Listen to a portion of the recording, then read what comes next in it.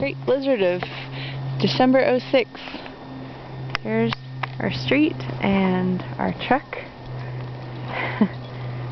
And the hole that we had to dig Britt's car out of this morning. Barry, shoveling snow. Hi. How is it to be shoveling snow? Pretty easy if you're out here at 12 a.m. the night prior and do a little bit of shoveling then. Oh yeah, we snowshoed downtown last night. Want to say anything to the folks back home?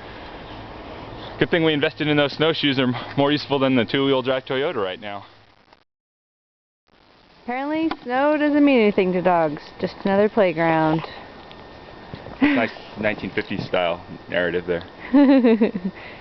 The threat of nuclear abomination looms above the dogs, carefree as they frolic through the snow. Sadie and Tegan. Eat the dog! Lizards people travel with snowshoes and skis.